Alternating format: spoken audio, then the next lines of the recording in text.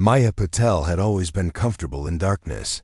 While other veterans her age were chasing corporate promotions or struggling with civilian life, she spent her evenings in the community pool after hours, moving through the water with a silence that seemed to defy physics itself. The small coastal town of Hampton, Virginia knew her as the quiet woman who worked at the marine supply shop, always polite but never quite meeting anyone's eyes when they mentioned diving or underwater work. Before we jump back in, tell us where you're tuning in from, and if this story touches you, make sure you're subscribed, because tomorrow I've saved something extra special for you. What the townspeople didn't know was that Maya Patel carried secrets in her silence. Secrets that ran deeper than the Chesapeake Bay itself, and darker than the midnight waters where she'd once made impossible things happen for her country. To her neighbors, she was just another veteran trying to find her place in the world. To her former commanding officers, she was a ghost story they weren't allowed to tell.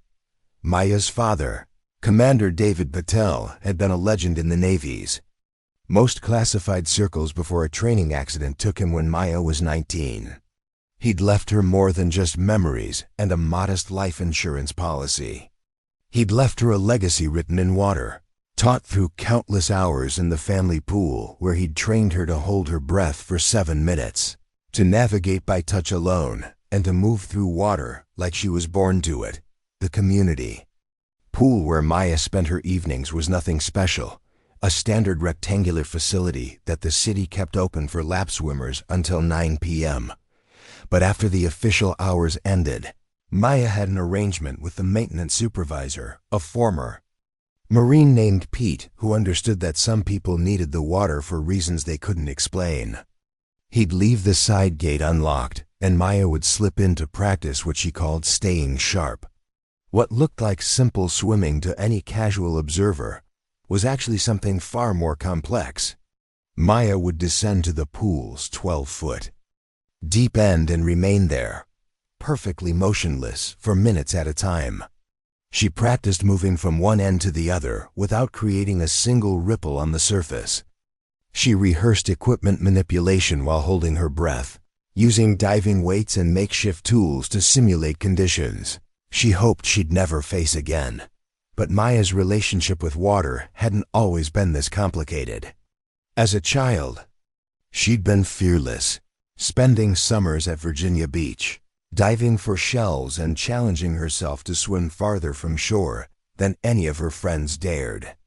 Her father had recognized her natural ability early, training her not just in swimming, but in what he called water thinking, the mental discipline required to remain calm and effective in an environment where humans weren't meant to survive. When Maya enlisted in the Navy at 18, she'd requested assignment to the most challenging underwater programs available. Her scores in diving school had been exceptional, her psychological evaluations perfect, and her physical capabilities off the charts. She'd been recruited into programs that didn't officially exist, trained for missions that were never recorded, and deployed to places that weren't on any map. For 6 years, Maya had been one of the Navy's most effective combat divers, specializing in deep water infiltration and underwater demolitions. She'd planted explosives on enemy submarines in the Persian Gulf, sabotaged harbor installations in locations she could never name, and extracted intelligence from shipwrecks in waters so deep that the pressure should have killed her. Her service record, the parts that weren't classified, showed 3 Navy Crosses, 2 Bronze Stars, and a Purple Heart from a mission where she'd swum 8 miles through enemy waters with a shattered collarbone. But that record was sealed now, buried under layers of classification that made Maya Patel officially invisible. To the world, she was just another veteran who'd served honorably and returned home to find her place in civilian life. The truth was that Maya had returned home because she'd been forced to, medically retired after what the Navy classified as a training incident, but what Maya knew had been something far more complex. The incident had occurred during a joint operation with the Navy's most elite underwater unit, the legendary Depth Strike Team, Maya had been temporarily assigned to assist with a deep water training exercise off the coast of California, working alongside operators who were considered the absolute pinnacle of naval special operations. The mission had gone wrong in ways that couldn't be predicted or prevented, and Maya had been the only one to survive the deep water equipment. Failure that should have killed everyone involved, but surviving had come with a cost. The psychological evaluation that followed had identified what Navy psychiatrists called acute water-related anxiety disorder, a condition that made Maya appear to panic in water-related situations, despite her obvious technical competence. The doctors had been baffled by test results that showed Maya's heart rate spiking dangerously whenever she was asked to enter water while being observed. Even though her actual performance remained flawless, what the doctors hadn't understood was that Maya wasn't experiencing fear, she was experiencing guilt. Survivor's guilt so profound that it rewired her nervous system's response to the element where she'd lost her teammates. Maya could still perform underwater operations with machine-like precision, but only when she was alone, only when no one was watching, only when she could control every variable and ensure that her competence wouldn't put anyone else at risk.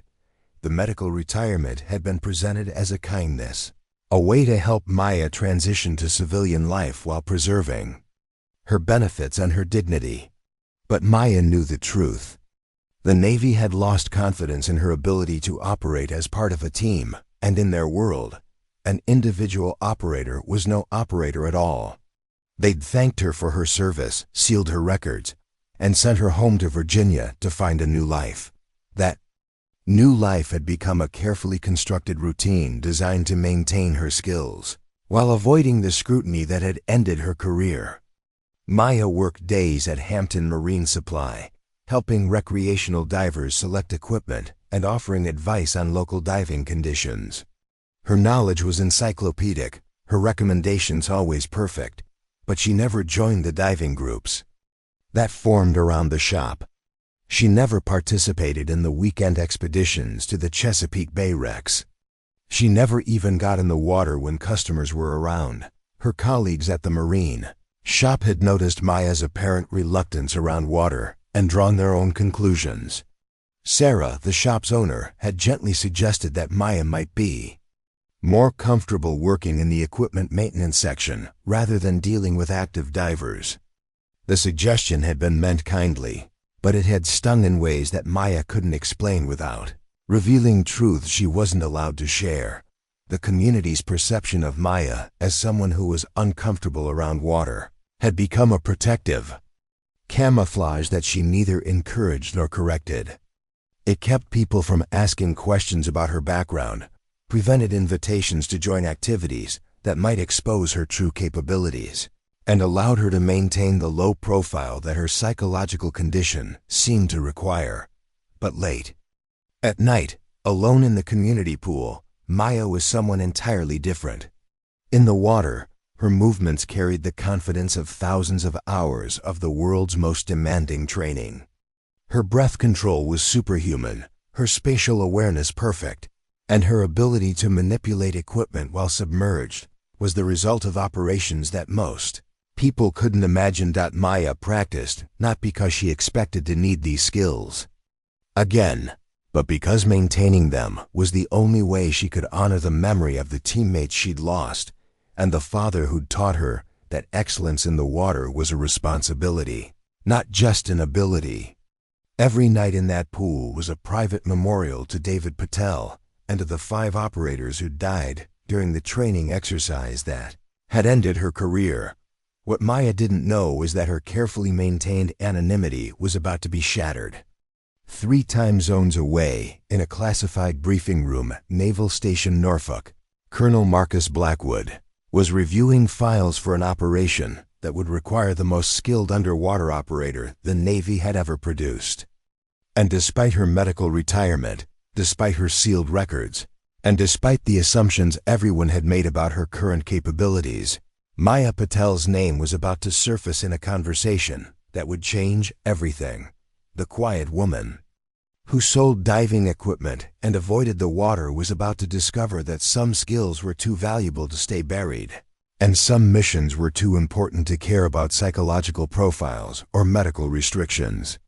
Maya's past was about to collide with her present in ways that would force her to choose between the safety of anonymity and the call of duty that had defined her father's life and shaped her own dot in the darkness of the community pool. Maya completed another perfect underwater traverse, unaware that her world was about to be turned upside down by the very people who had once deemed her unfit for service. The water that had become her refuge was about to become her battlefield once again. Colonel Marcus Steele Blackwood stood at the head of the briefing room at Naval Station Norfolk like a monument to military precision. At 52, he possessed the kind of presence that made junior officers straighten their spines instinctively and caused seasoned veterans to choose their words carefully. His steel-gray hair was regulation perfect. His uniform bore not a single wrinkle, and his reputation in the special operations community was absolutely unassailable. Blackwood commanded the Navy's most elite underwater unit, the Depth Strike Team, a group so classified that their existence was known only to a handful of Pentagon officials and the President himself. For 12 years, he had built this unit into what many considered the most effective underwater special operations force in the world. They were the operators called when conventional forces couldn't even attempt a mission, when the stakes were existential, and when failure wasn't just unacceptable, it was unthinkable. The Depth Strike Team occupied a world that existed parallel to but separate from the regular Navy. Their headquarters at Norfolk was a nondescript building that looked like administrative offices from the outside, but contained some of the most advanced underwater training facilities on the planet. The team had access to experimental equipment that wouldn't reach regular forces for decades, training budgets that exceeded those of entire conventional units, and operational authority that came directly from the highest levels of government. Captain Ryan Mitchell, Blackwood's second-in-command, embodied everything the Depth Strike Team represented. At 38, he was a former Navy SEAL who had transitioned to underwater operations after distinguishing himself in conflicts that officially never happened. Mitchell's dive certifications filled an entire wall of his office. His mission record was a catalog of impossible operations completed flawlessly, and his loyalty to Blackwood was absolute. Mitchell had been with the team since its inception, helping Blackwood establish the standards and culture that made Depth Strike unique. He understood that their effectiveness came not just from individual skill, but from a collective identity that demanded perfection and rejected anything that fell short of the team's exacting standards. In Mitchell's world, there were operators who met Depth Strike's requirements, and there was everyone else. Lieutenant Anna Foster represented the team's commitment to excellence regardless of gender.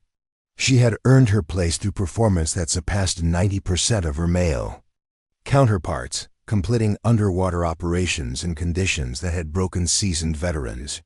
Foster's specialty was deep water infiltration in hostile environments, and her record included successful missions in waters where the margin for error was measured in seconds rather than minutes. Foster's presence on the team served multiple purposes for Blackwood. She demonstrated that Depth Strike truly selected based on capability rather than demographics. She provided operational capabilities that were sometimes uniquely valuable, and she served as a standard against which other potential female operators could be measured. Foster understood her role and embraced it, knowing that her excellence reflected not just on herself but on the opportunities that would be available to women who followed. Sergeant Tyler Kane, the team's youngest member at 29, had joined Depth Strike directly from the Navy's most advanced diving programs. Kane represented the new generation of underwater operators, trained from the beginning with equipment and techniques that previous generations could hardly imagine. His technical knowledge of underwater systems was encyclopedic, his physical capabilities were outstanding, and his psychological profile showed the kind of emotional stability that allowed him to function effectively in the most stressful underwater environments. The team's culture was built around what Blackwood called earned supremacy, the idea that their elite status wasn't granted by rank or assignment, but constantly proven through performance that exceeded what others thought possible. This created an environment where confidence bordered on arrogance, where standards were impossibly high, and where anyone who couldn't meet those standards was dismissed not just as inadequate, but as fundamentally different from what a real operator should be. Depth Strike's training facility included pools that could simulate ocean depths of up to 300 feet, pressure chambers that recreated the conditions found in the deepest operational environments, and equipment labs, where operators worked with weapons and explosives specifically designed for underwater use. The team trained constantly, pushing their capabilities beyond what military manuals suggested was possible, because their missions regularly required them to operate beyond theoretical limits. Their mission history read like a catalog of operations that other units would consider fantasy. They had infiltrated enemy naval bases through underwater approaches that covered dozens of miles, planted explosives on targets in waters so deep that decompression required days of careful ascent, and extracted intelligence from locations where discovery would have meant international incidents. Each successful mission reinforced their belief that they represented the absolute pinnacle of underwater military capability. The team's equipment reflected their elite status and unlimited budget. Their diving gear was custom manufactured to specifications that weren't available to any other unit. Their underwater vehicles were prototypes that incorporated technology years ahead of anything in regular service, and their weapon systems were designed specifically for the unique challenges of underwater combat. Every piece of equipment was the best that money could buy and engineering could create. Blackwood's leadership style emphasized what he called productive contempt, the idea that maintaining slightly dismissive attitudes toward lesser operators motivated continued excellence within the team. This created an environment where Depth Strike members viewed themselves as fundamentally superior to conventional forces, where their standards were treated as the only standards that mattered, and where anyone who fell short of those standards was viewed not as unlucky or undertrained, but as inherently unsuited for elite operations. The psychological dynamic within Depth Strike was complex but effective. Team members supported each other unconditionally while maintaining competitive pressure that prevented complacency. They shared an absolute confidence in their abilities while remaining paranoid about maintaining their edge over potential competitors. They were loyal to Blackwood and to each other while maintaining the kind of professional skepticism that kept them alive in impossible situations. This culture had produced 12 years of flawless operational success, but it had also created blind spots that the team members themselves couldn't recognize. Their contempt for operators who couldn't meet their standards sometimes prevented them from accurately assessing capabilities that were displayed differently than their own. Their confidence in their supremacy sometimes made them overlook techniques or approaches that didn't fit their established methods. The team's reputation in the broader military community was both inspiring and intimidating. Young officers dreamed of joining Depth Strike, while understanding that the selection process rejected 95% of applicants. Conventional units respected Depth Strike's capabilities while sometimes resenting their apparent arrogance. Senior commanders valued their effectiveness, while occasionally questioning whether their elite status had created attitudes that could become problematic. Blackwood encouraged this complex reputation because he understood that mystique was operationally valuable. When enemies knew that Depth Strike might be involved in an operation, it changed their defensive calculations and sometimes prevented conflicts that would otherwise require military action. When allies knew that Depth Strike was available for impossible missions, it provided diplomatic and strategic options that wouldn't exist otherwise. What none of them realized was that their carefully constructed world of elite supremacy was about to be challenged by someone whose capabilities had been shaped by the same training they revered, but whose current status placed her completely outside their sphere of consideration. Maya Patel's medical retirement and apparent water anxiety had made her invisible to their recruitment processes, but the mission that was about to be presented would require capabilities that even depth strike hadn't been asked to demonstrate. The team that had defined underwater excellence for over a decade was about to discover that excellence could emerge from the most unexpected places, and that their assumptions about who could meet their standards might need fundamental revision. The emergency briefing was called at 0400 hours on a Tuesday morning that would change everything. Admiral Patricia Hawkins, commander of Naval Special Warfare Command, had flown in from Washington with files so classified that they required special security protocols just to be transported. As she entered the depth strike briefing room, her expression carried the weight of a crisis that had reached the highest levels of national security. "Gentlemen, Lieutenant Foster," Admiral Hawkins began, her voice cutting through the pre-dawn silence like a blade. "What I'm about to show you represents a clear and present danger to United States national security.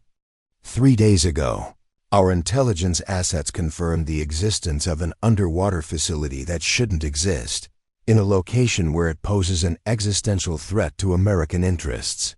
The wall-mounted screens illuminated with satellite imagery, showing what appeared to be an innocuous section of ocean floor 60 miles off the Virginia coast.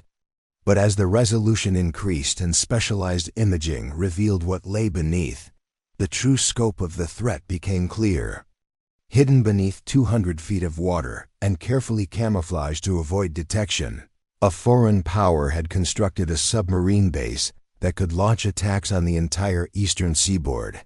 Captain Mitchell leaned forward, studying the images with the analytical intensity that had made him Blackwood's most trusted operator.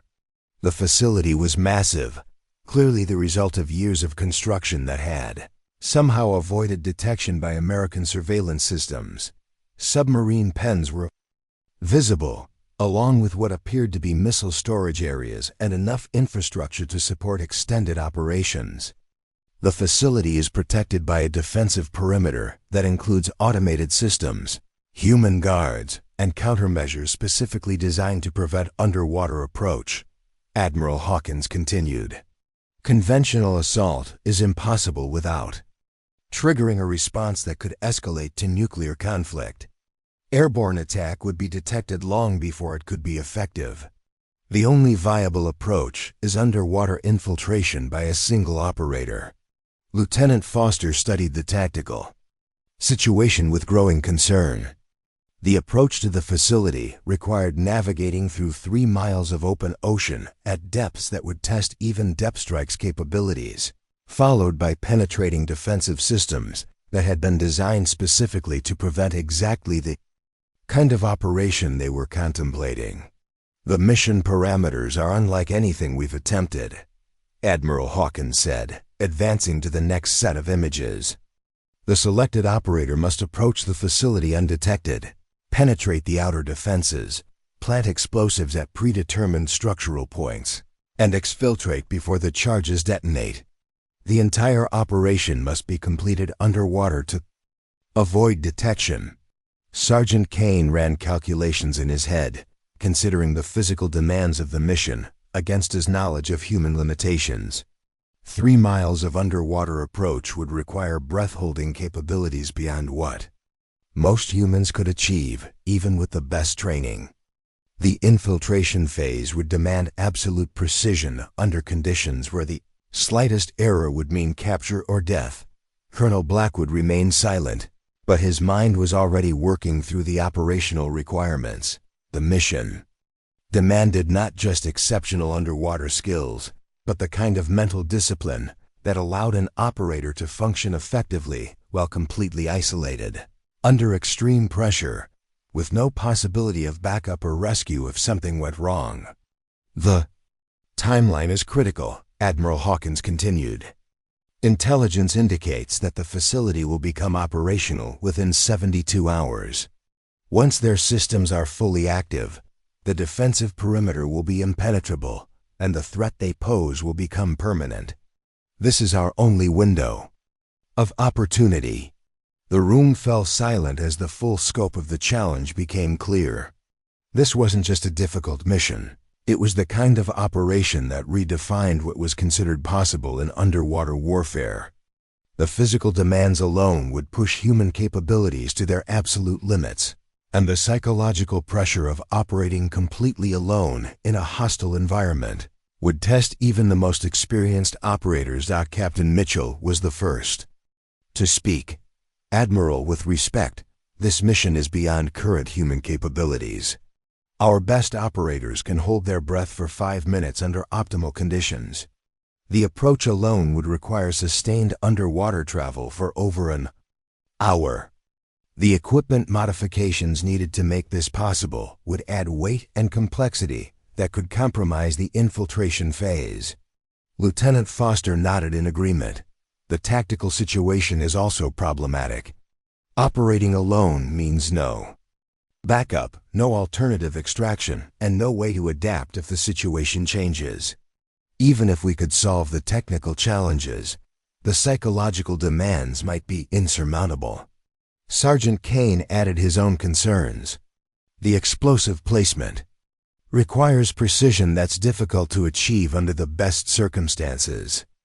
Doing it at depth, under time pressure, while maintaining perfect concealment, I'm not sure it's realistic to expect success.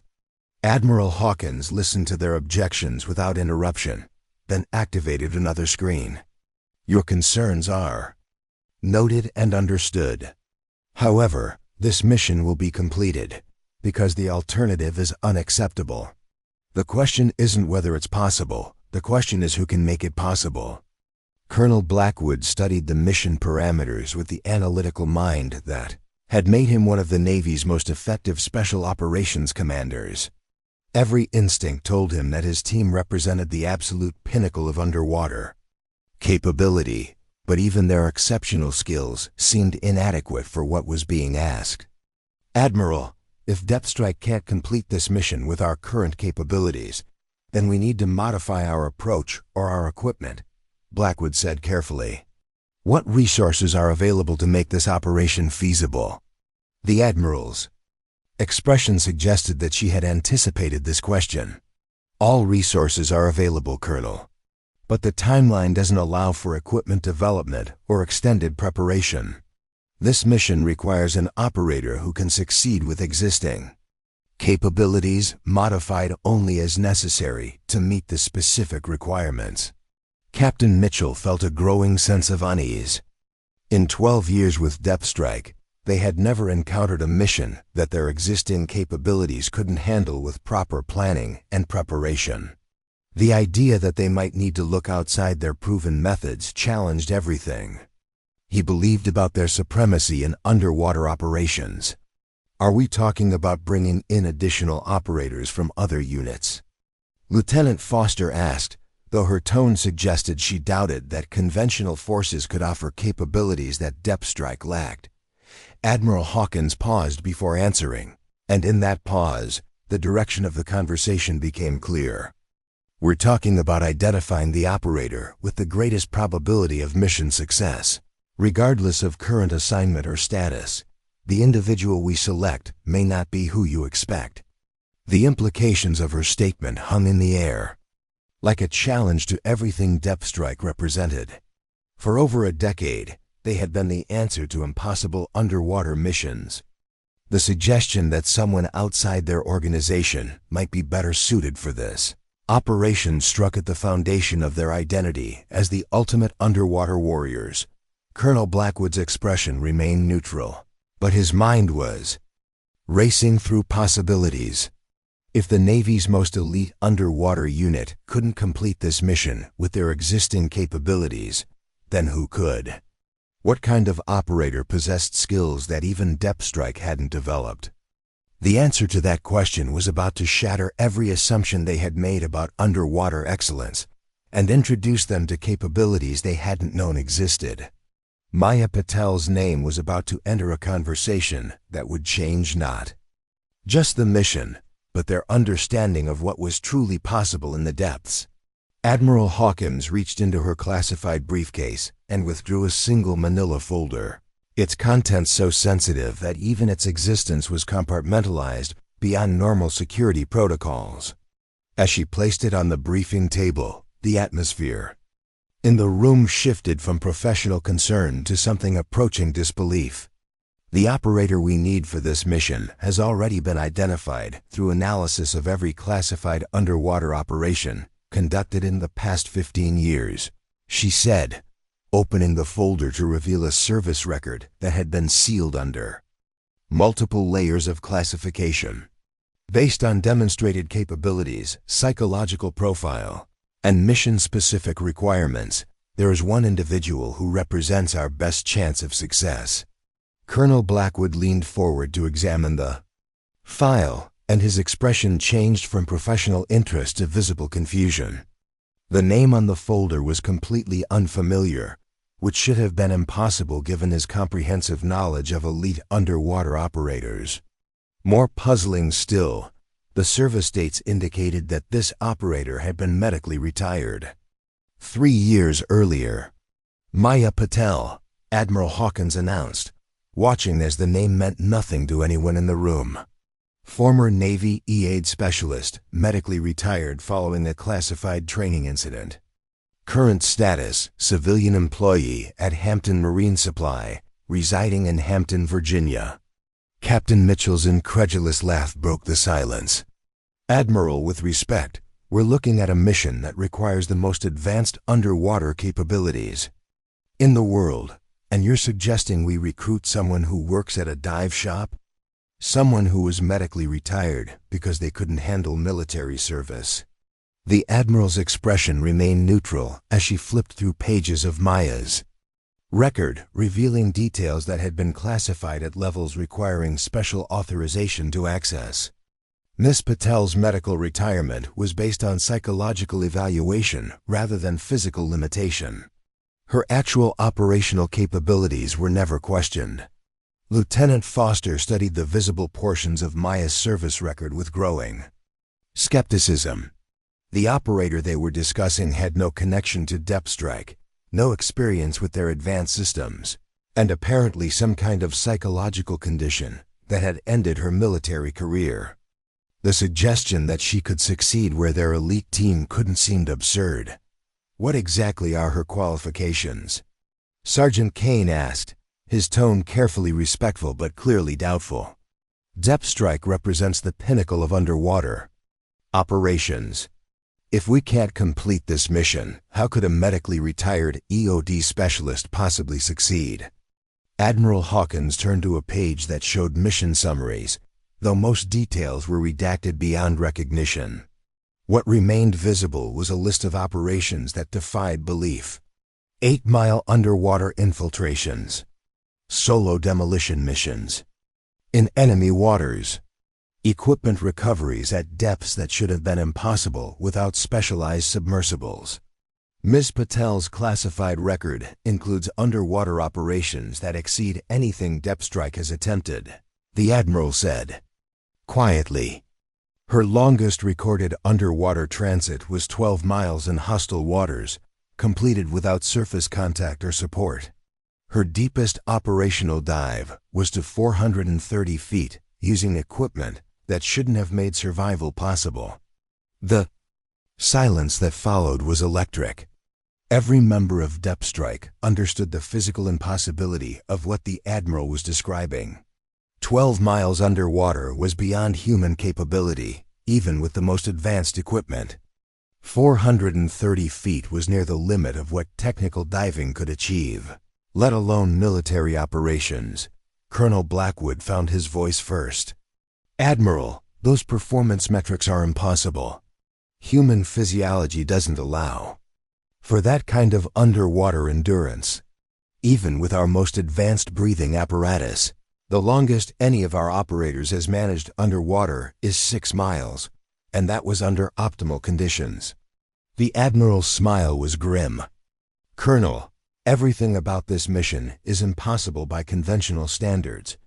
Ms. Patel's capabilities were developed through training programs that no longer exist, using techniques that were classified beyond your clearance level for operations. That officially never happened. Captain Mitchell studied the redacted mission summaries with growing unease. If even half of what the document suggested was true, then Maya Patel possessed capabilities that revolutionized everything they thought they knew about underwater operations. But the implications were disturbing if such capabilities existed. Why hadn't Depth Strike been trained in the same techniques? What was the nature of her medical retirement? Lieutenant Foster asked, seizing on the detail that seemed most relevant to their current situation.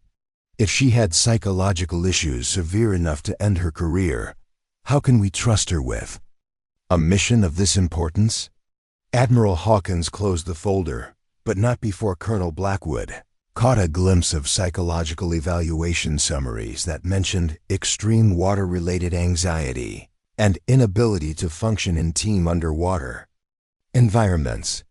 The contradiction between those assessments and the operational record was impossible to reconcile. Miss Patel's psychological condition is complex, the Admiral admitted. She demonstrates anxiety responses when underwater operations are conducted in the presence of other personnel, but her solo performance remains unimpaired. For this mission, that limitation may actually be an advantage. Sergeant Kane shook his head in disbelief. You're suggesting we base a critical national security operation on someone who's afraid to dive with other people? Someone who hasn't been on active duty for 3 years, Admiral? This is insane. The Admiral's expression hardened.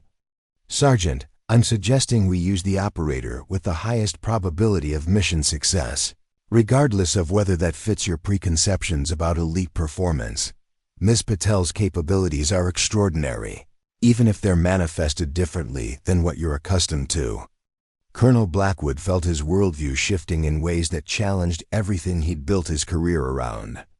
Depth Strike existed because they represented the absolute pinnacle of underwater capability. The suggestion that someone outside their organization, someone who'd been medically retired, possessed superior abilities was almost incomprehensible. What exactly are you asking us to do? He asked carefully, though he suspected he already knew the answer. I'm asking you to make contact with Miss Patel, evaluate her current capabilities, and determine whether she can be prepared for this mission within our timeline, Admiral Hawkins replied. I'm also asking you to set aside your assumptions about what an elite operator looks like and focus on what an elite operator can accomplish. The challenge was clear, and it struck at the heart of everything Depth Strike represented. They would need to approach someone they'd never heard of, someone who appeared to be nothing more than a civilian dive shop employee with a history of psychological problems, and somehow convince her to attempt a mission that their own elite operators considered impossible. Captain Mitchell voiced what everyone was thinking. And if she refuses? If she's not interested in returning to military service, especially for something this dangerous? Admiral Hawkins stood to leave, gathering her classified materials with practiced efficiency. Then you'll need to be very persuasive, Captain. Because Miss Patel represents our only viable option for preventing a threat that could fundamentally alter the balance of power in the Atlantic. As the Admiral departed, the Depth Strike team was left with a reality that challenged their understanding of their own supremacy. Somewhere in Hampton, Virginia, a woman who sold diving equipment and apparently feared underwater operations might be the only person capable of saving the eastern seaboard from catastrophe. The elite operators who had defined underwater excellence were about to meet someone who would redefine it entirely. Preparing and narrating this story took us a lot of time, so if you are enjoying it, subscribe to our channel. It means a lot to us. Now back to the story. Maya was restocking dive masks in the equipment section of Hampton Marine Supply when they arrived. She noticed them immediately, 3 people who moved with the kind of controlled precision that marked them as military, even in civilian clothes. Their posture, their awareness of exits and sightlines, and the way they automatically positioned themselves to maintain visual contact with each. Others screamed special operations to anyone who knew what to look for. Colonel Blackwood entered. First, his steel-gray hair and commanding presence, making it clear he was accustomed to being the most important person in any room. Behind him came Captain Mitchell, whose casual clothes couldn't disguise the athletic build and predatory awareness of a career operator. Lieutenant Foster brought up the rear, her female presence doing nothing to soften the intimidation factor that radiated from all three of them. Sarah, the shop owner, approached them with the eager helpfulness of someone who recognized potential high-dollar customers. "Good morning. Are you folks looking for anything specific? We've got a great selection of technical diving equipment if you're planning any serious underwater work." Colonel Blackwood's smile was polite but dismissive. "Actually, we're here too. Speak with Maya Patel. Is she available?" Maya felt her stomach drop as every carefully constructed aspect of her civilian life suddenly felt threatened. Military personnel seeking her out could only mean one thing. Someone had decided that her medical retirement didn't provide the protection she'd thought it did. She continued organizing inventory while listening to the conversation, buying time to assess the situation. "Maya's right over there," Sarah said, pointing toward the equipment section. "She's our diving expert. Whatever you need to know about underwater gear, she's your person." Sarah's pride in Maya's knowledge was genuine, though she had no idea how deep that expertise really ran. As the three officers approached, Maya forced herself to maintain the careful demeanor she'd cultivated over 3 years of civilian life. Polite but not eager, knowledgeable but not showing off, professional but maintaining the boundaries that kept people from asking too many questions about her background. "Miss Patel?" Colonel Blackwood's tone was respectful but carried an undertone of authority that suggested he was accustomed to being obeyed. "I'm Colonel Blackwood. We'd like to speak with you about a matter of some importance. Is there somewhere private we could talk?" Maya's hands continued moving through her task, organizing masks by size and model with methodical precision. "I'm sorry, but I'm working right now. If you need diving equipment or local information about dive sites, I'm happy to help. Otherwise, you might want to make an appointment." Captain Mitchell stepped forward, his expression shifting from professional courtesy to barely concealed impatience. "Miss Patel, this is a matter of national security. We're not here to buy equipment." The phrase national security caused several customers to look up from their browsing, and Maya felt the attention like a spotlight. One of the cardinal rules of maintaining her cover was avoiding anything that drew public notice to her military background. "Then you're in the wrong place," Maya replied calmly, though her heart rate had increased noticeably. "This is a marine supply store, not a military facility. If you have official business, you should go through proper channels." Lieutenant Foster exchanged a glance with her colleagues that clearly communicated their shared assessment. This wasn't going according to plan. They had expected to encounter someone who would respond to authority and respect their credentials. Instead, they were dealing with someone who seemed determined to maintain civilian boundaries, regardless of who they were. Colonel Blackwood tried a different approach. "Miss Patel, we understand you have extensive diving experience. We have a situation that requires expertise of the kind you possessed during your Navy service." Maya's movement stopped for just a moment, a pause so brief that most people wouldn't have noticed it, but long enough for 3 trained observers to catch the significance. The mention of her Navy service had definitely struck home, even if she was trying to hide her reaction. "I think you have me confused with someone else," Maya said, resuming her work with slightly more intensity than necessary. "I sell diving equipment to recreational divers. I'm not qualified for whatever you think you need." Captain Mitchell's patience finally broke. "Look, lady, we know exactly who you are and what you're capable of. We've read your classified service record and we know about the operations you've completed. This isn't a recruitment pitch. This is a national emergency that requires your specific skills. Maya turned to face them directly for the first time, and her expression was carefully neutral in a way that somehow managed to be more intimidating than open hostility.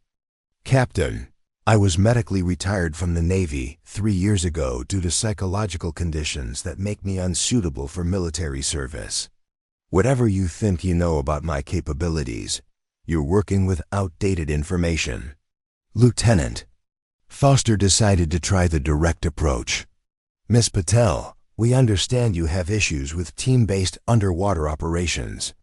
This mission would be conducted solo. No team, no observers, no one else in the water with you. The specificity of Foster's comment revealed how much they actually knew about Maya's medical file, and the implications were unsettling. If they knew about her apparent water anxiety, they also knew it was more complex than a simple phobia. Even if that were true, Maya said carefully, I haven't conducted any kind of military operation in 3 years. I work in a dive shop. I sell equipment to weekend warriors who want to look at fish. Whatever skills I might have had are long gone. Colonel Blackwood played what he thought was his strongest card. Miss Patel, the mission we're discussing involves a 3-mile underwater approach to plant explosives on a target that threatens the entire eastern seaboard. Based on your record, you're the only operator we've identified who has the capability to succeed. The specificity of the mission parameters caused Maya to pause again, and this time her reaction was more visible. 3 miles underwater was beyond what most humans could achieve, but it was also exactly the kind of mission that her father had trained her for and that her classified service had perfected. Several customers had gathered within earshot, drawn by the increasingly tense conversation and the obvious military bearing of the 3 visitors. Maya was acutely aware that her carefully maintained cover story was beginning to unravel in the most public way possible. I think you need to leave, Maya said quietly, but with an edge that suggested the conversation was over regardless of their preferences. I'm not interested in whatever you're selling, and I have work to do. Captain Mitchell's frustration finally boiled over into open contempt. You know what? Fine. We came here because some admiral thought you were special. But I can see what really happened.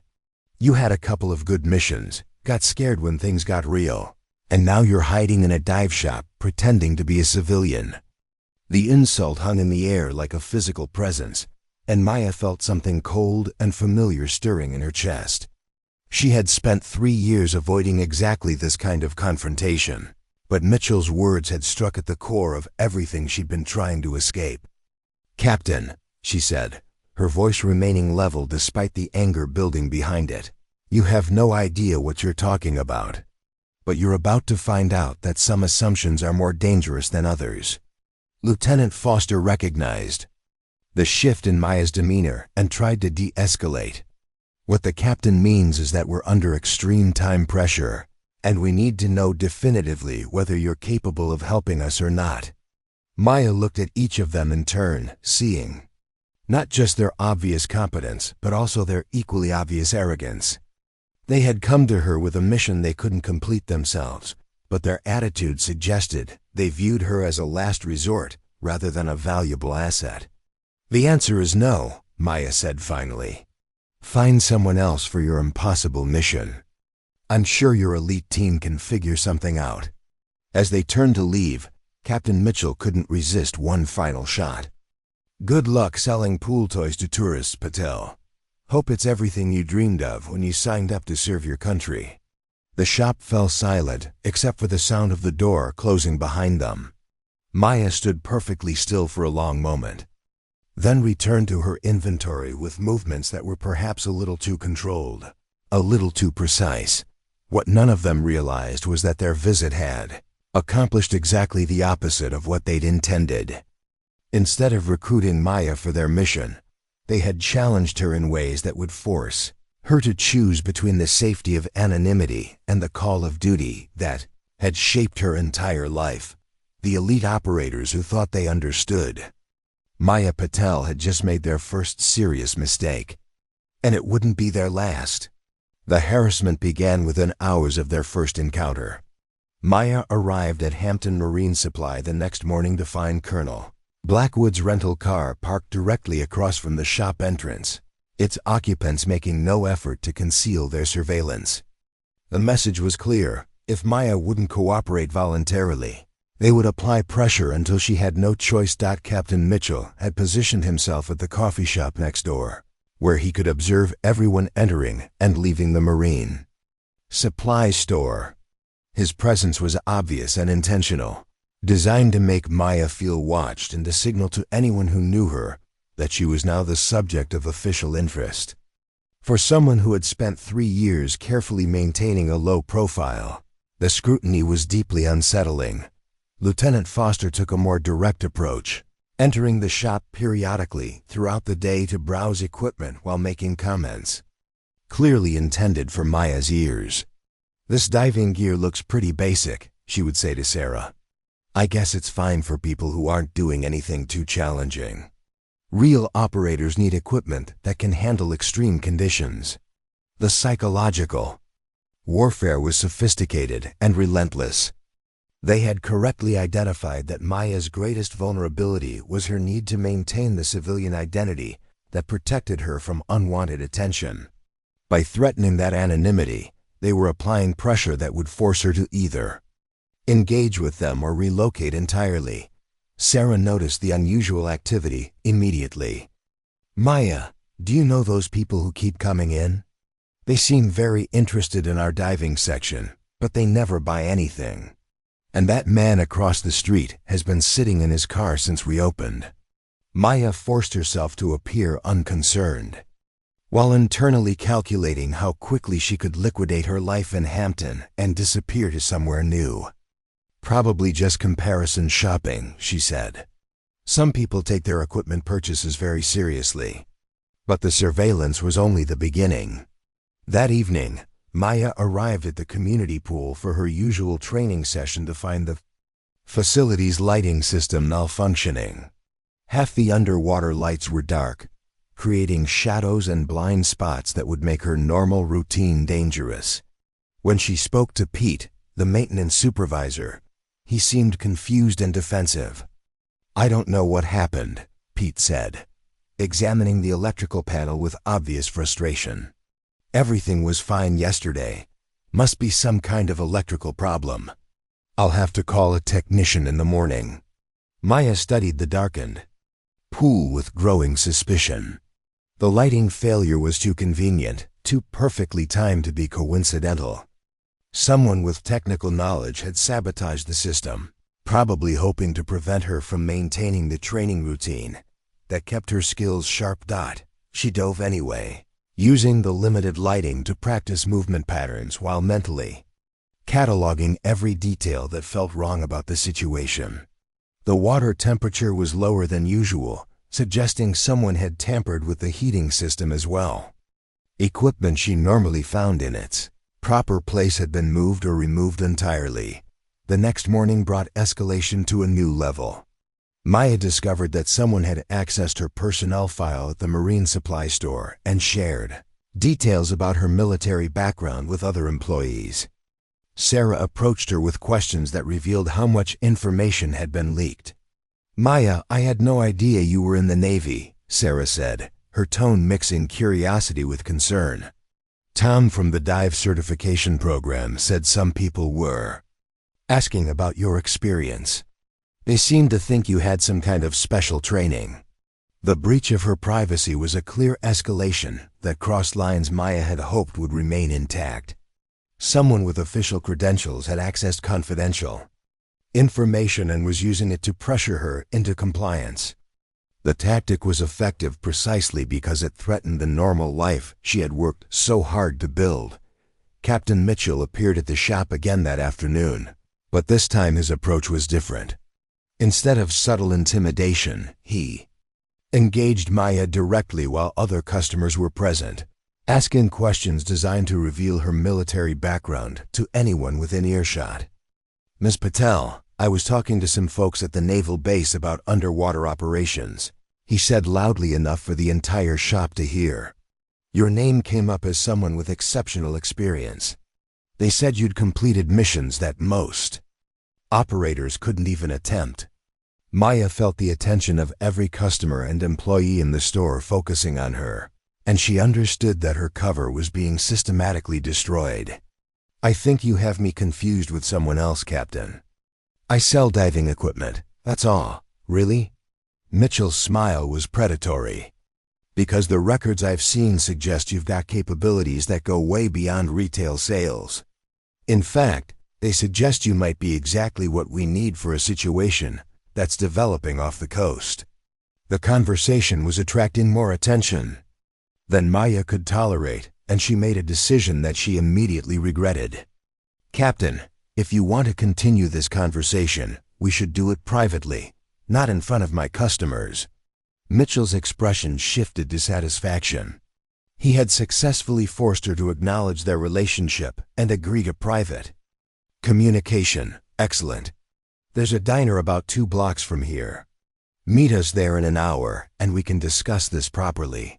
Maya spent the intervening hour considering her options and finding them all unacceptable. She could refuse to meet them, but they had already demonstrated their willingness to destroy her civilian life piece by piece. She could relocate again, but they had resources that would make hiding increasingly difficult.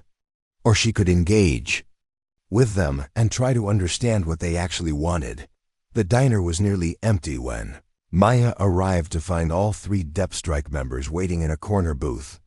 Their positioning allowed them to observe the entire restaurant while keeping their conversation private, and Maya recognized the tactical thinking behind their choice of location. Miss Patel, Colonel Blackwood began, we appreciate you coming. We understand this situation is difficult for you, but we need you to understand how serious this is. Maya remained standing, making it clear that she didn't intend to stay long. What I understand is that you're harassing me, invading my privacy, and threatening the life I've built. If you have official business, go through official channels. Otherwise, leave me alone. Lieutenant Foster tried a different approach. Maya, we've read your psychological evaluations. We know about the incident that ended your career, and we know about the survivor's guilt you've been dealing with. This mission could be a chance for you to prove that what happened wasn't your fault. The mention of her psychological condition and the circumstances of her medical retirement hit Maya like a physical blow. These people had access to her most private medical information and weren't hesitating to use it as leverage. Lieutenant, you don't know anything about what I've been dealing with, Maya said, her voice carrying a warning that the observant operators should have recognized. And you definitely don't understand what happened during that training exercise. Captain Mitchell leaned forward aggressively. What we understand is that 5 operators died because someone made a mistake, and the only survivor ended up too scared to get back in the water with the team. We understand that you've been hiding from your responsibilities ever since. The accusation was so far from the truth and so painful in its implications that Maya felt something fundamental shift inside her. The careful control she had maintained for 3 years began to crack, revealing the operator who had survived missions that these elite professionals couldn't imagine. Captain, Maya said quietly, you just made a serious error in judgment. You don't know what happened during that exercise. You don't know why I survived when others didn't. And you definitely don't know what I'm capable of when people stop underestimating me. Colonel Blackwood recognized the change in Maya's demeanor and tried to regain control of the conversation. Miss Patel, we're not here to relitigate the past.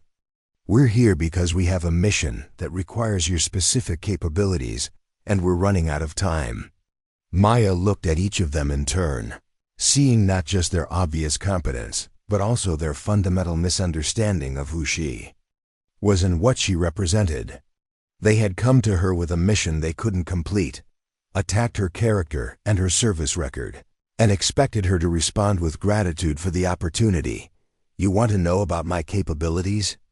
Maya asked, her voice carrying undertones that made all 3 operators suddenly alert. You want to understand why I survived that training exercise when 5 of your best people didn't? The diner had become completely silent around them, though Maya didn't notice or care. For the first time in 3 years, the operator who had redefined underwater warfare was beginning to emerge from behind the carefully constructed facade of civilian normalcy. "Meet me at the Norfolk Naval Base Pool tomorrow at 0500 hours, Maya said. "Bring your best underwater equipment and your stopwatches. I'll show you exactly what you're dealing with." As she walked away, the 3 depth strike members sat in stunned silence, realizing that their campaign of harassment and intimidation had achieved something they hadn't expected.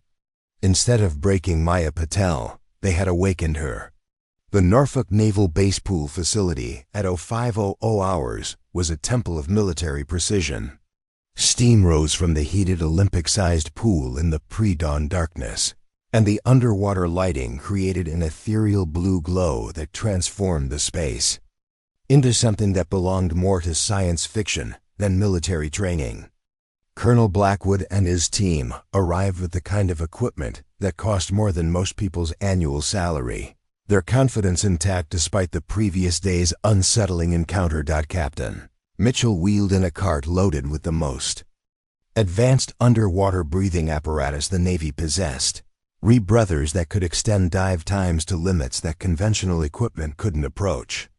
Lieutenant Foster carried testing equipment designed to measure underwater performance with scientific precision, devices that could track depth, duration, and physiological stress with accuracy that left no room for argument.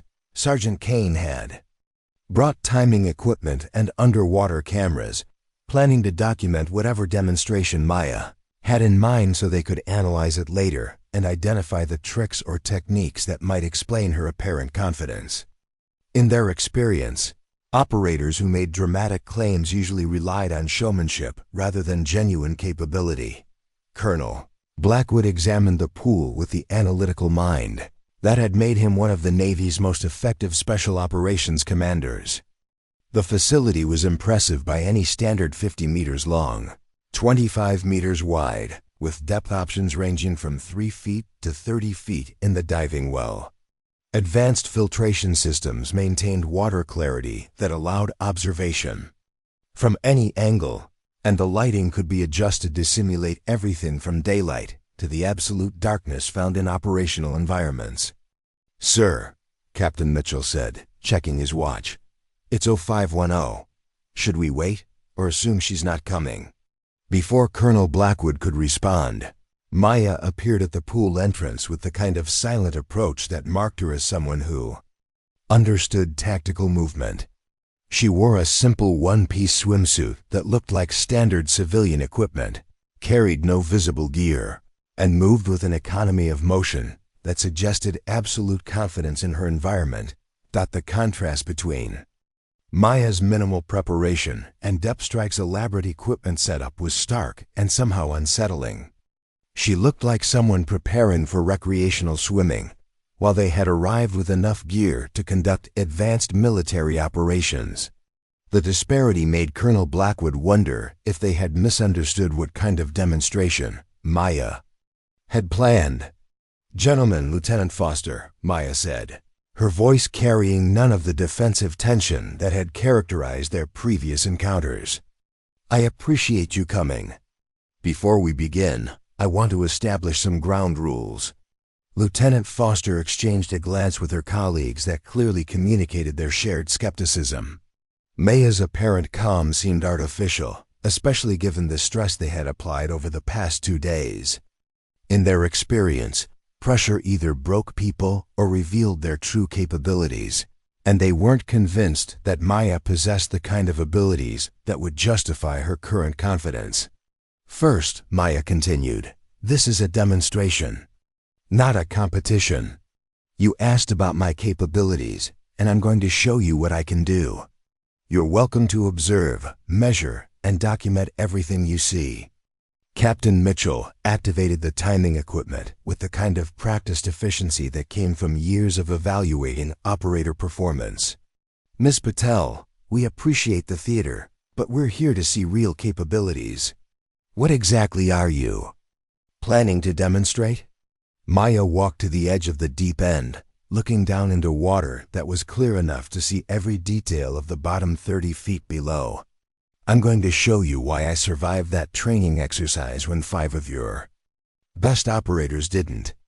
I'm going to demonstrate the capabilities that got me medically retired, not because I couldn't perform, but because I could perform in ways that made other people uncomfortable. The statement hung in the air with implications that none of them wanted to consider. Depth strike existed because they represented the absolute pinnacle of underwater capability. The suggestion that Maya had been retired not for inadequacy, but for excessive competence challenged everything they believed about military hierarchy and elite performance. What kind of demonstration are we talking about? Sergeant Kane asked, though his tone suggested he was already prepared to be unimpressed.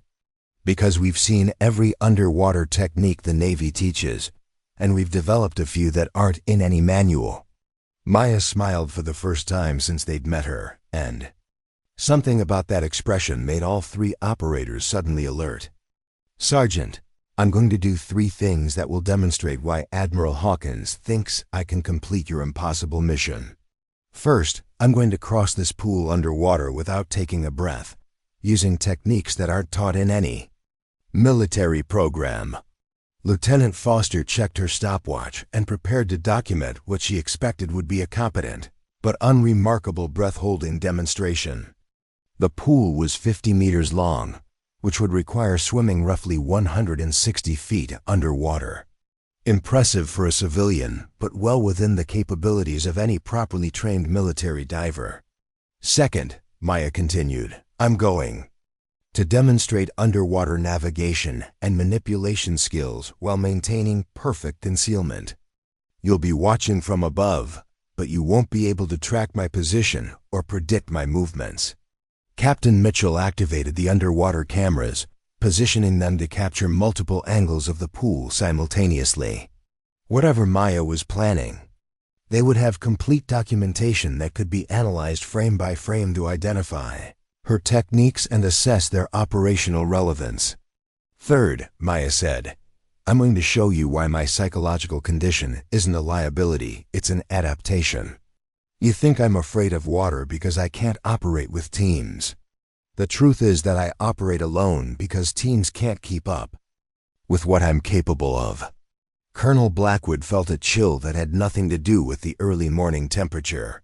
Maya's confidence wasn't bravado or desperation, it was the quiet certainty of someone who knew exactly what she could accomplish. For the first time since Admiral Hawkins had mentioned her name, he began to wonder if they had seriously underestimated what they were dealing with.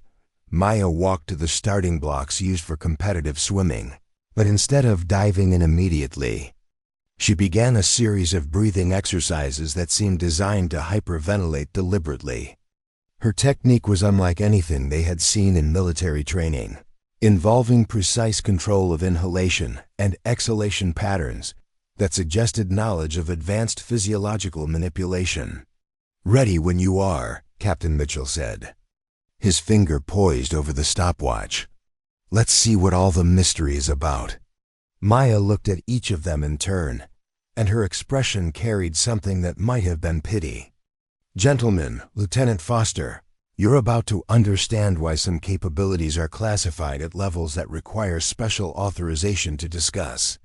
You're about to see why the training exercise that ended my career wasn't an accident. Was sabotage designed to eliminate someone whose abilities threatened the established order? Before any of them could respond to that stunning accusation, Maya stepped off the starting block and entered the water with so little splash that the surface barely registered her presence. What happened next would fundamentally change their understanding of what was possible in underwater operations. The woman they had dismissed as a psychologically damaged dive shop employee was about to demonstrate capabilities that would redefine their conception of human potential in aquatic environments. And for the first time since they had begun this recruitment effort, Colonel Blackwood began to wonder if they had approached Maya Patel not as her superiors, but as her inferiors, The demonstration that followed would answer that question in ways that none of them were prepared for. Maya entered the water with such fluid precision that the three-depth strike operators immediately understood they were witnessing something beyond conventional diving technique. There was no splash, no disturbance of the surface tension, just a seamless transition from air to water that seemed to defy the basic physics they thought they understood about human movement in aquatic environments. Captain Mitchell's stopwatch began counting the seconds as Maya descended toward the pool's bottom, but what he observed through the crystal-clear water challenged everything he believed about underwater operations. Instead of the powerful strokes that military divers use to achieve maximum speed, Maya moved with an undulating motion that seemed to require no effort while somehow generating forward momentum that surpassed anything he had ever seen. "Jesus Christ," Sergeant Kane whispered, watching the underwater cameras track Maya's progress across the pool. "Look at her technique. She's not swimming, she's flowing. How is she moving that fast without any visible exertion?" Lieutenant Foster checked her measurement equipment, trying to make sense of readings that suggested Maya was covering distance at speeds that approached those of mechanical propulsion systems. The sonar tracking indicated consistent forward movement at velocities that should have required equipment assistance, but Maya carried no visible technology. Maya reached the far end of the pool in what seemed like impossibly short time. But instead of surfacing for air as expected, she executed a turn that kept her completely submerged and began the return journey. Her movements underwater were so controlled that she generated no bubbles, no turbulence, and no visual indicators that would reveal her position to hostile observers. "Sir," Captain Mitchell said, his voice tight with disbelief, "she's been underwater for 3 minutes and 40 seconds, and she's showing no signs of distress. Her speed is actually increasing." Colonel Blackwood watched through the observation windows as Maya demonstrated underwater navigation skills that redefined what he thought was possible without technological assistance. She moved through the water with three-dimensional awareness that allowed her to change depth, direction, and speed with precision that seemed almost supernatural. What was most unsettling was that Maya's movements generated no acoustic signature that the pool's sensitive monitoring equipment could detect. Military underwater operations depended on stealth, but even the most advanced techniques produced some sound that could be identified by enemy sensors. Maya moved through the water in complete silence. "This is impossible," Lieutenant Foster said, studying instrument readings that contradicted everything she knew about human physiology. "She's been underwater for over 5 minutes. The oxygen saturation levels in her blood should be approaching dangerous territory, but the biometric sensors aren't detecting any stress indicators." Maya completed her second crossing of the pool and began a third, but this time she descended to maximum depth and began performing equipment manipulation exercises using diving weights and training tools that had been positioned on the bottom. Her precision while operating at 30 feet of depth was flawless, and she accomplished tasks that typically required surface support and specialized breathing apparatus. Sergeant Kane found himself leaning forward, trying to understand techniques that seemed to violate basic principles of underwater operations. "Sir, she's conducting precision work at depth while holding her breath for 7 minutes now. This isn't just exceptional, this is beyond human capability." The underwater cameras captured Maya assembling and disassembling complex equipment configurations while maintaining perfect buoyancy control and generating no visual disturbance that would alert surface observers to her activities. Her movements were so economical and precise that she appeared to be conserving oxygen through techniques that weren't taught in any military program. "Where did she learn this?" Captain Mitchell asked, though he suspected the answer would challenge their understanding of military training hierarchies. "These techniques aren't in any manual we've seen. This looks like she's operating with knowledge that goes beyond what any of our programs teach." Maya surfaced after 8 minutes and 37 seconds underwater emerging near the pool's edge with so little disturbance that her appearance seemed almost magical. She wasn't breathing heavily, showed no signs of oxygen deprivation, and looked as calm and controlled as when she had entered the water. The silence that followed was electric. 3 of the Navy's most elite underwater operators had just witnessed capabilities that redefined their understanding of human potential in aquatic environments. Everything they believed about the limits of underwater operations had been challenged by a woman they had dismissed as psychologically damaged. Phase 1 complete, Maya said, her voice carrying none of the exertion that should have followed such an extraordinary demonstration. Would you like to see Phase 2, or do you need time to process what you just observed? Colonel Blackwood found his voice first, though his tone carried a respect that hadn't been present in their previous encounters. Miss Patel, what we just witnessed was extraordinary. But I need to understand how you developed these capabilities and why they weren't incorporated into standard military training. Maya's smile carried implications that made all 3 operators suddenly uncomfortable. Colonel, what you just saw represents techniques that were developed in programs so classified that their existence was compartmentalized beyond your security clearance. The training I received was designed to create underwater capabilities that could operate in environments where conventional techniques would result in mission failure and operator death. Lieutenant Foster struggled to reconcile what she had observed with her understanding of military hierarchy and elite training. Are you saying that there were programs more advanced than what Depth Strike has access to? Programs that developed capabilities beyond what we've been trained for? The question hung in the air with implications that challenged the foundation of Depth Strike's identity as the ultimate underwater warfare unit. If Maya's capabilities came from programs that exceeded their own training, then their assumption of supremacy in underwater operations was fundamentally flawed. Lieutenant, Maya said, what I'm saying is that the programs that trained me were discontinued not because they were ineffective, but because they were too effective. The capabilities they developed made conventional underwater operations obsolete. But they also created operators who couldn't be controlled through normal military hierarchy. Captain Mitchell felt his worldview shifting in ways that threatened everything he had built his career around. You're suggesting that there were underwater operators with capabilities that exceeded what military leadership could manage. Maya's expression became serious as she prepared to reveal truths that would fundamentally alter their understanding of underwater warfare. Captain, I'm suggesting that the training exercise where 5 operators died wasn't an accident. It was a deliberate attempt to eliminate evidence of capabilities that threatened established power structures within the military. The accusation was so stunning that none of them could immediately respond.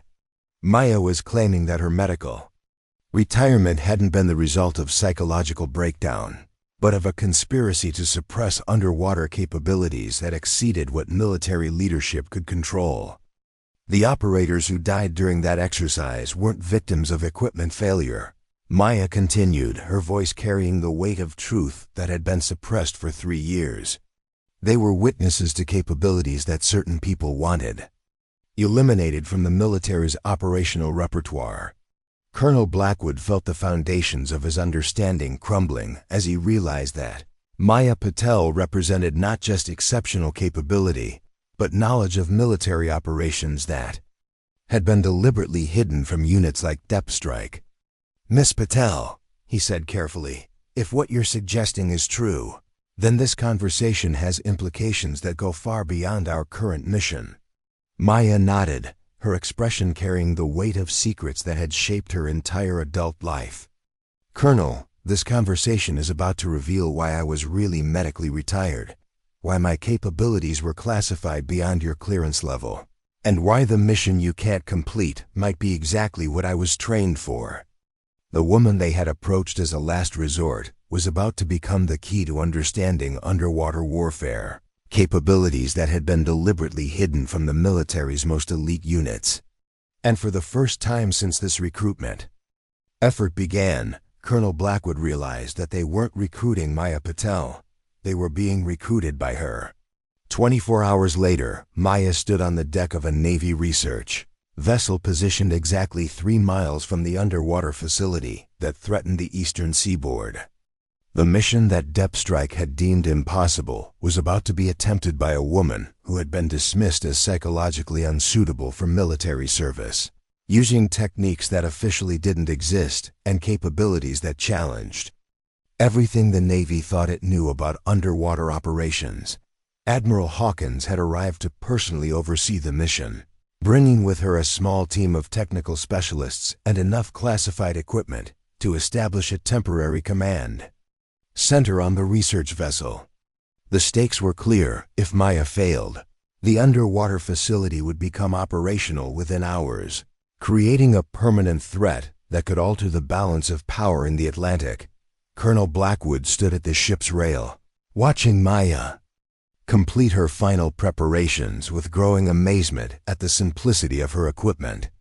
While Depstrike would have required specialized submersibles, advanced breathing apparatus, and technological support systems, Maya carried only a basic diving mask, minimal explosives, and what appeared to be standard swimming gear. "Sir," Captain Mitchell said quietly, "I've run the calculations 3 times. Even with her demonstrated capabilities, a 3-mile underwater approach is beyond human physiology. The oxygen requirements alone should make this impossible." Maya overheard the comment and turned to address them with the kind of calm confidence that had characterized her behavior since the pool demonstration. "Captain, you're calculating based on conventional techniques and standard physiological assumptions. The training I received taught me to function in ways that exceed those limitations." Lieutenant Foster studied the mission parameters one final time, trying to understand how Maya planned to accomplish what seemed impossible. "Miss Patel, even if you can manage the distance, the facility's defensive systems include sonar arrays that can detect approaching swimmers from over a mile away.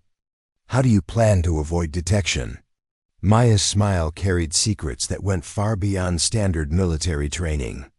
"Lieutenant, the techniques I'm going to use were developed specifically to defeat the kind of detection systems protecting that facility. Sonar works by identifying acoustic signatures and movement patterns that indicate human presence. I'm going to move through the water in ways that don't register on those systems." Sergeant Kane checked the explosive devices that Maya would carry. Modified charges designed to cause maximum structural damage, while remaining small enough to transport during an extended underwater approach. "Ma'am, these charges need to be placed with precision that requires clear visibility and steady hands. After swimming 3 miles underwater, most people would be exhausted and disoriented."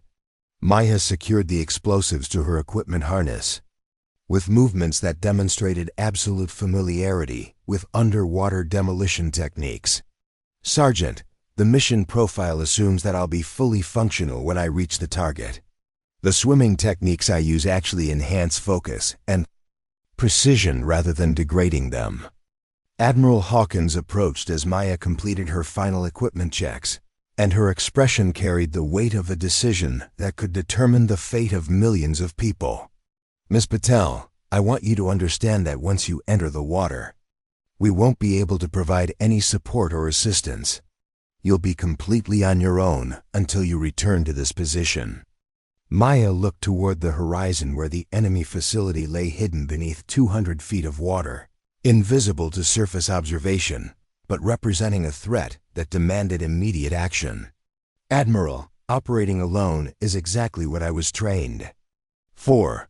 The techniques that made me unsuitable for team operations are precisely what this mission requires." The admission carried implications that Colonel Blackwood was still struggling to process. Maya's psychological condition wasn't a limitation. It was an adaptation to capabilities that exceeded what conventional military operations could accommodate. She had been medically retired not because she couldn't function with teams, but because teams couldn't function with her. "Final communications check," Admiral Hawkins announced, though everyone understood that once Maya submerged, she would Be beyond all contact until she either completed the mission or failed to return. The isolation was absolute and terrifying to operators. Accustomed to constant support and backup options, Maya adjusted her diving mask and moved to the ship's edge, looking down into water that revealed nothing of the 3-mile journey ahead or the deadly facility that awaited her at its end. The ocean surface was deceptively calm, offering no indication of the currents, obstacles, and defensive systems that lay beneath. Estimated time to target? Captain Mitchell asked, though he suspected the answer would challenge his understanding of underwater travel times. Maya checked her waterproof chronometer with the precision of someone whose life depended on accurate timing. Based on current conditions and the route I've planned, approximately 47 minutes to reach the facility perimeter.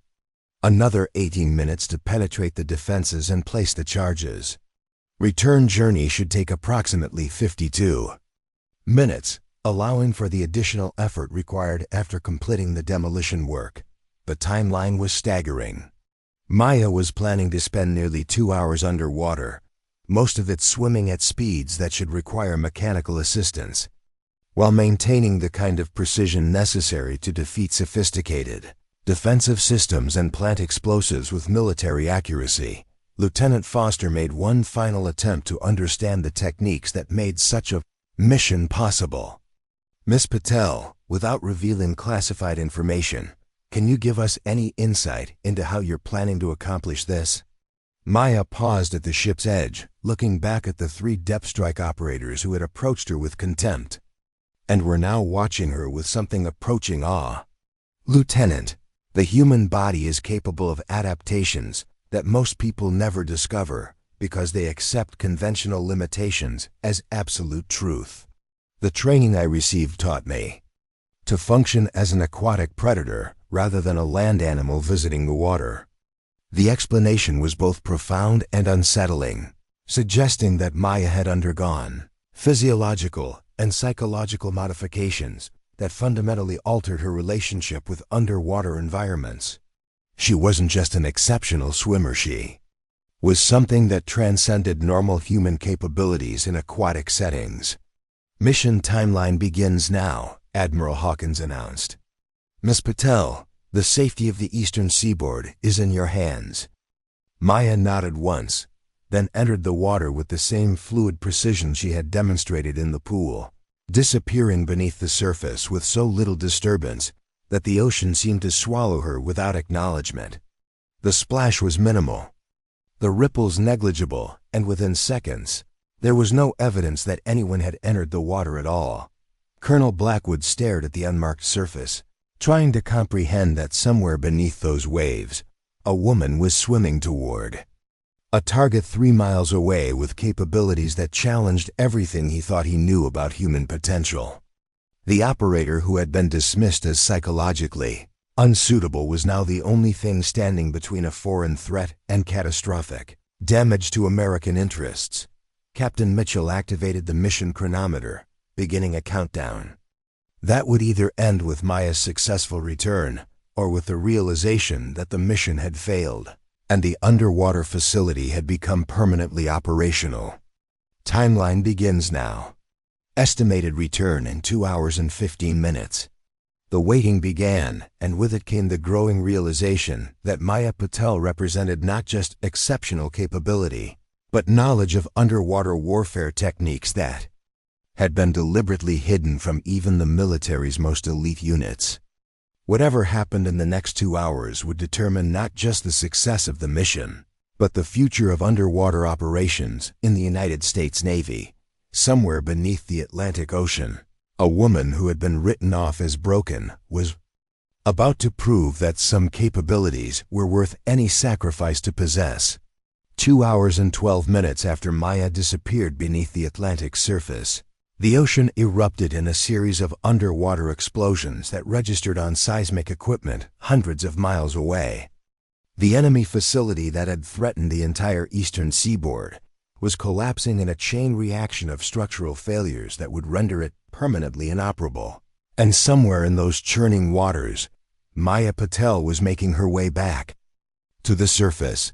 Admiral Hawkins stood at the research vessel's command station, watching sonar displays that showed the systematic destruction of what had been one of the most sophisticated underwater installations ever constructed. Each explosion represented a charge placed with surgical precision at exactly the structural points that would cause maximum damage while ensuring the facility's complete destruction. "Sir," the sonar operator announced, his voice tight with disbelief, "I'm tracking a single underwater contact approaching our position from the direction of the target. Speed and heading consistent with human swimmer, but the acoustic signature is unlike anything I've seen."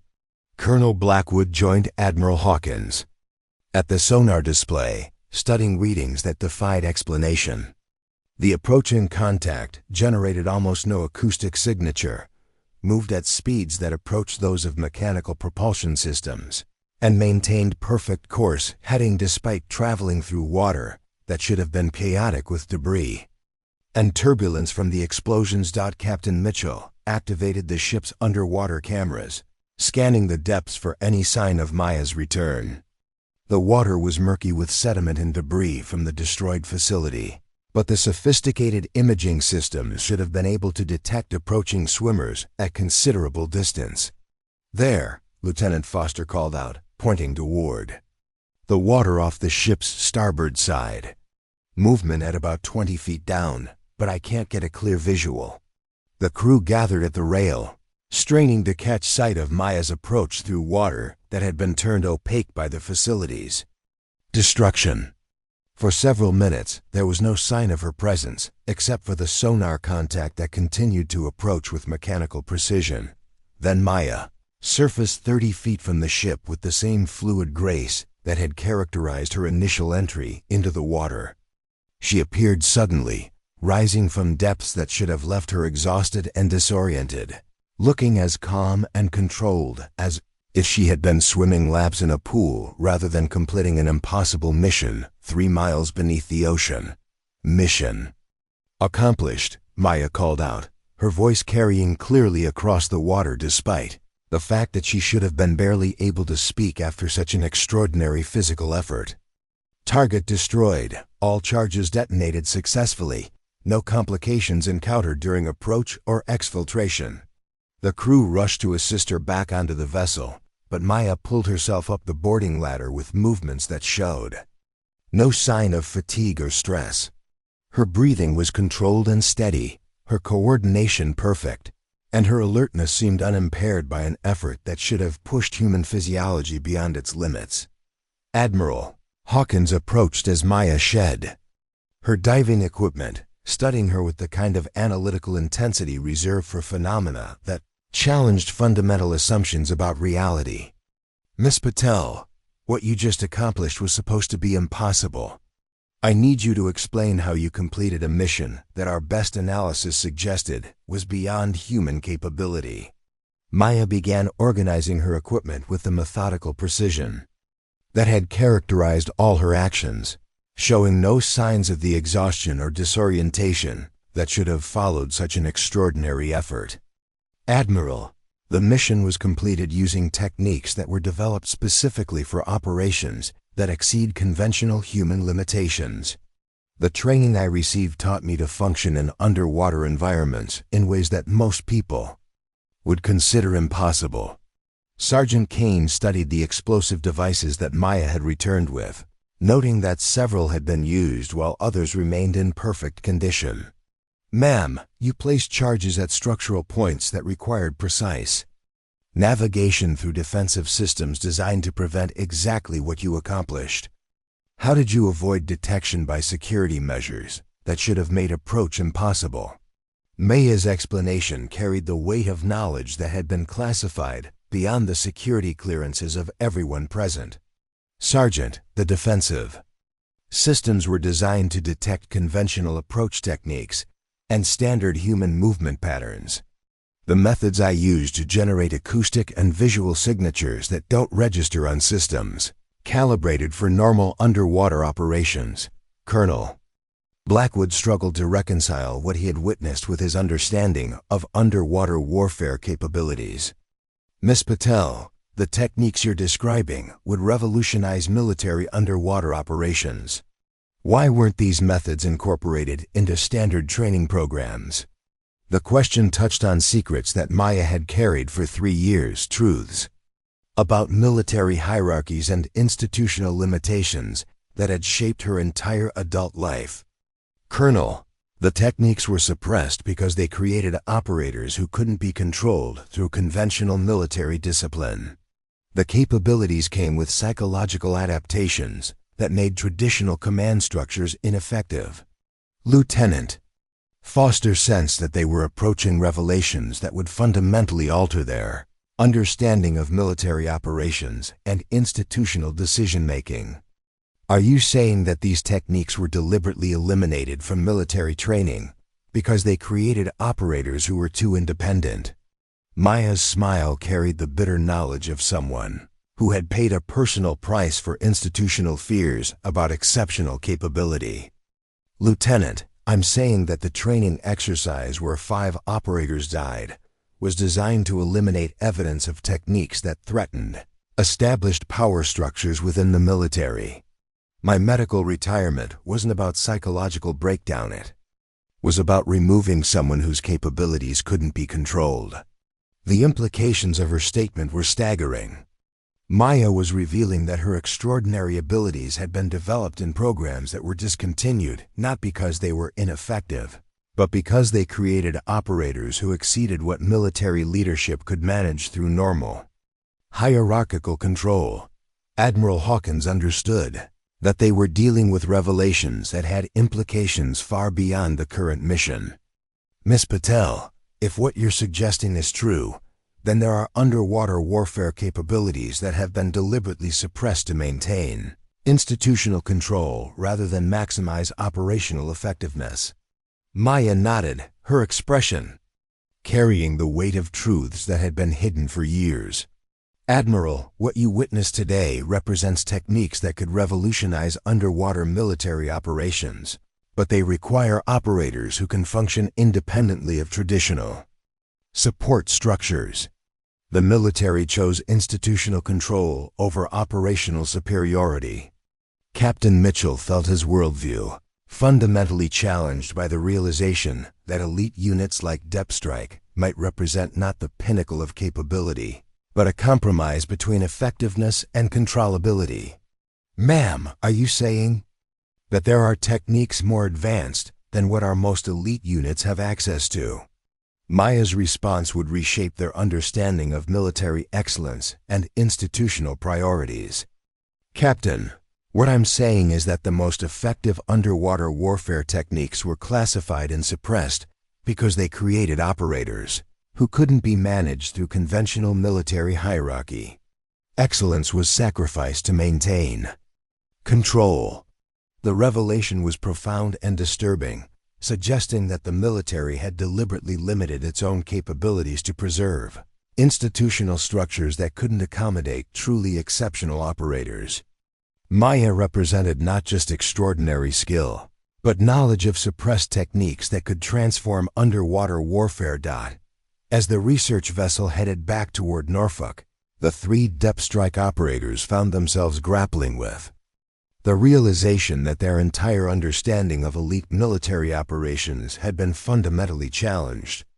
The woman they had dismissed as psychologically unsuitable had completed an impossible mission using techniques that exceeded anything in their training. Maya Patel had proven that some capabilities were too extraordinary for conventional institutions to handle, and that true excellence sometimes required operating outside the systems designed to control it.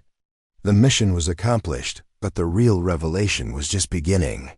6 months after Maya's impossible mission saved the eastern seaboard, the ripple effects of her demonstration had transformed not just underwater warfare doctrine, but the entire military's approach to elite operator development. The woman who had been dismissed as psychologically unsuitable had become the catalyst for revelations that reached the highest levels of the Pentagon and forced a fundamental reconsideration of how the military identified, trained, and utilized exceptional capabilities. Admiral Hawkins stood before a classified congressional committee, presenting findings that would reshape military special operations for generations. The investigation that followed Maya's mission had uncovered a pattern of suppressed techniques and deliberately limited training programs that prioritized institutional control over operational effectiveness. Committee members, Admiral Hawkins began. Our investigation has revealed that advanced underwater warfare capabilities were developed and then systematically eliminated from military training programs, not because they were ineffective, but because they created operators who couldn't be managed through conventional command structures. The classified programs that had trained Maya and operators like her had been discontinued following a series of incidents where exceptional performers had challenged military hierarchy and institutional decision-making. Rather than adapting command structures to accommodate superior capabilities, military leadership had chosen to eliminate the techniques that created such operators. Colonel Blackwood, his understanding of military excellence forever changed by his encounter with Maya, had become one of the investigation's most valuable witnesses.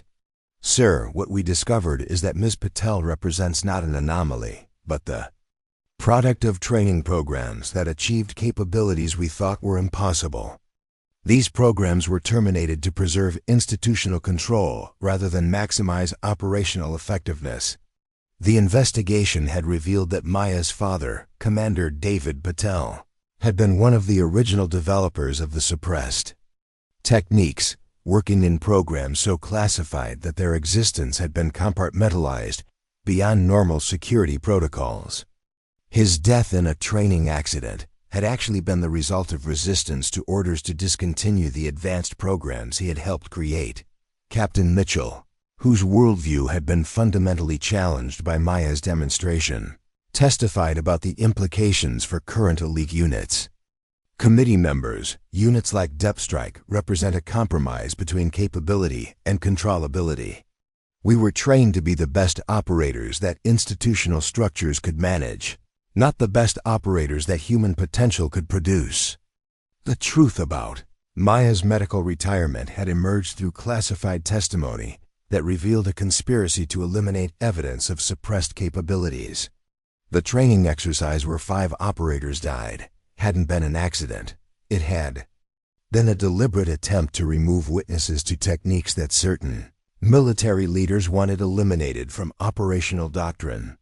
Lieutenant Foster, her understanding of military hierarchy forever altered, had become an advocate for training programs that prioritized capability over institutional convenience. "Ma'am, what we learned is that operators like Miss Patel were medically retired not because they couldn't perform, but because their performance exceeded what conventional command structures could accommodate." Maya herself had remained largely outside the institutional upheaval that her mission had triggered. She had returned to Hampton, Virginia, but not to her former life selling diving equipment. Instead, she had established the David Patel Institute for Advanced Underwater Operations, a training facility that developed techniques the military had abandoned and operators that conventional institutions couldn't produce. The institute operated under special congressional authorization, with funding that came directly from classified budgets and oversight that bypassed traditional military hierarchy. Students were selected not for their ability to conform to institutional expectations, but for their potential to exceed what most people considered possible in underwater environments. Maya's approach to training was revolutionary, focusing on physiological and psychological adaptations that allowed operators to function in ways that transcended normal human limitations. The techniques weren't just about swimming faster or holding breath longer. They were about fundamentally altering the relationship between human consciousness and aquatic environments.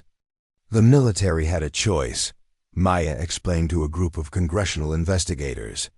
They could adapt their institutions to accommodate exceptional capabilities, or they could suppress those capabilities to preserve institutional control. They chose suppression, and in doing so, they limited their own effectiveness.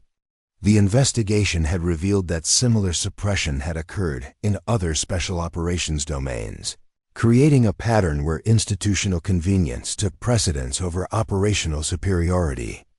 Elite units were designed to be the best operators that existing command structures could manage, not the best that human potential could produce. Sergeant Kane, whose technical knowledge had been expanded by exposure to Maya's techniques, had joined the Institute as an instructor, helping to bridge the gap between suppressed capabilities and conventional military training. "Sir, what we're teaching here isn't just advanced technique, it's a completely different understanding of what human beings can accomplish when institutional limitations are removed." The 3-mile underwater swim that had seemed impossible to depth strike had become a standard qualification requirement at the Institute, completed by operators who learned to function in ways that conventional training couldn't accommodate. The psychological adaptations that had made Maya unsuitable for team operations became the foundation for creating operators who could function independently in environments where traditional support was impossible.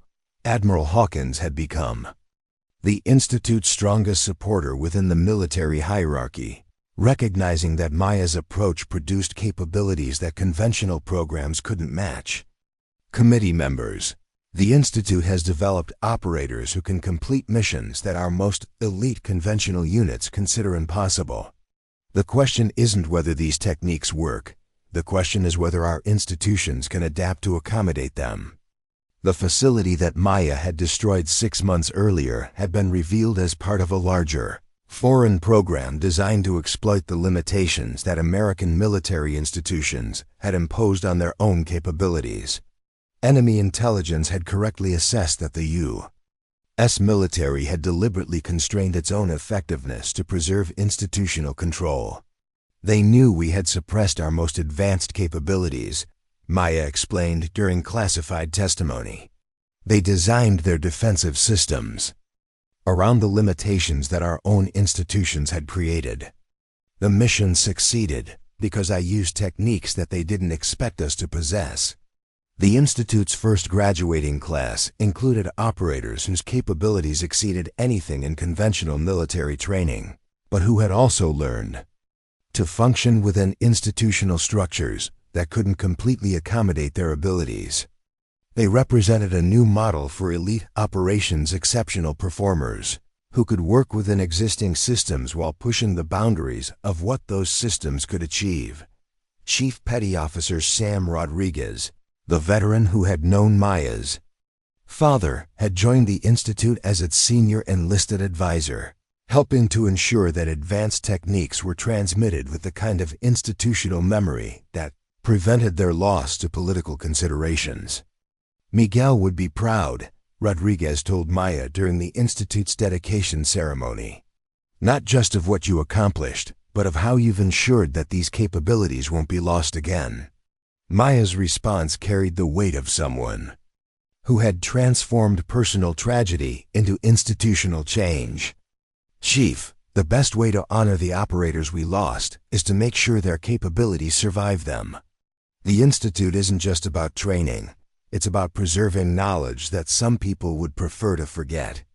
The story of Maya Patel had become more than just an account of exceptional individual performance. It had become a cautionary tale about institutional limitations and the danger of prioritizing control over capability. The woman who had been dismissed as psychologically unsuitable had proven that sometimes the most valuable operators were those who couldn't be contained within conventional structures. As Maya stood on the deck of the Institute's training facility, watching the new class of operators learn techniques that had once been suppressed, she understood that her real victory hadn't been completing an impossible mission. Her real victory had been forcing institutions to confront their own limitations and choose capability over control.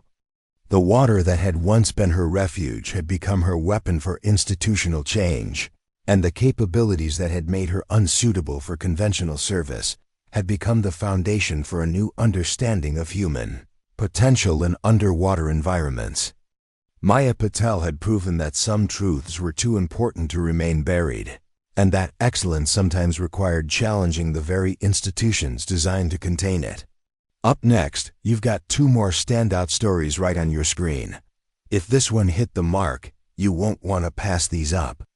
Just click and check them out. And don't forget to subscribe and turn on the notification bell so you don't miss any upload from us.